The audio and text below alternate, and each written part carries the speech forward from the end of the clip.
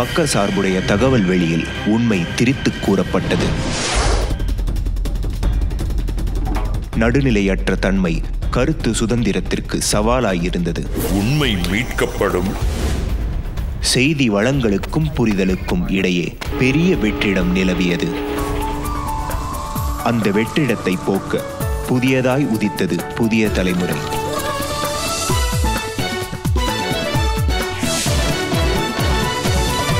வணக்கம். புதிய தலைமுறை செய்திகளுக்காக வேங்கட பிரகாஷ்.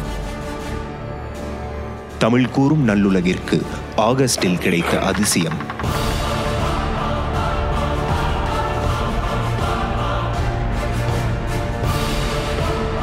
ஒளிபரப்பை தொடங்கிய நிலையிலேயே உச்சத்தை அடைந்தது.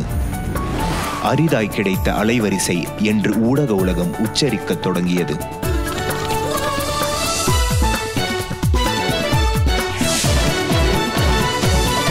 உள்ளதை உள்ளபடி உணர்த்துவதில் காட்டிய உறுதி. மக்களுக்கான தகவல் பணியாற்றுவதற்காக 24 மணி நேரமும் விழிப்பு நிலையில் இருக்கின்றோம். புயலையும் துரத்துகிறோம், புயலுக்கு பின் வரும் துயரங்களையும் துரத்துகிறோம்.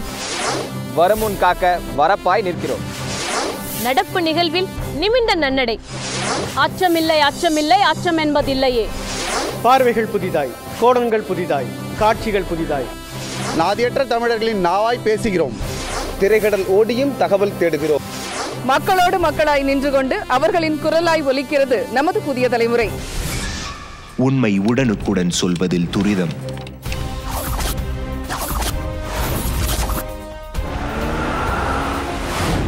உலக தரத்தில் தொழில்நுட்ப உச்சம். செய்திகளை வழங்குவதில் தனித்துவம்.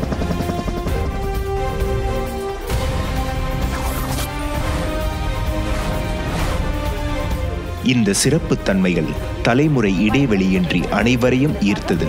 புதிய தலைமுறை வந்ததுலேருந்து நான் நியூஸ் பார்த்தனே, அது என்னன்னே தெரியல. கிளாரிட்டி நல்லா இருக்கு, உடனே நியூஸ் கொடுக்குறீங்க. பார்வையாளர்கள் தங்களை சுற்றிய உலகை அலச உதவும் ஒரு புதிய களமாய் மாறியது. செய்திகள் மட்டுமல்ல, செய்திகளை தாண்டியும் உண்மைகளை ஊடறுத்து பார்ப்பதற்கு நிகழ்ச்சிகள். ஊடகத்துறை சமூக பொறுப்போடு செயல்படுகிறதா?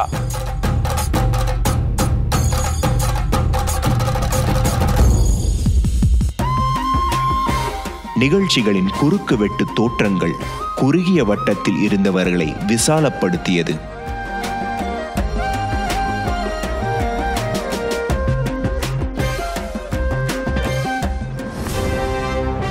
செய்திப்பணிக்கு அப்பாலும் பல பணிகள் உண்டென்பதற்கு தமிழன் விருதுகள் ஒரு சான்று.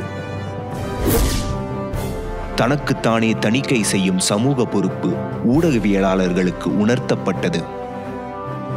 அனுபவங்கள், கல்வி தகுதிகள் அனைத்தையும் தாண்டிய பயிற்சி பட்டறைகள் அமைத்து குழுவாக பணியாற்றுவதற்கான பண்பாடு தமிழ் ஊடக வரலாற்றில் முதலாக விதைக்கப்பட்டது.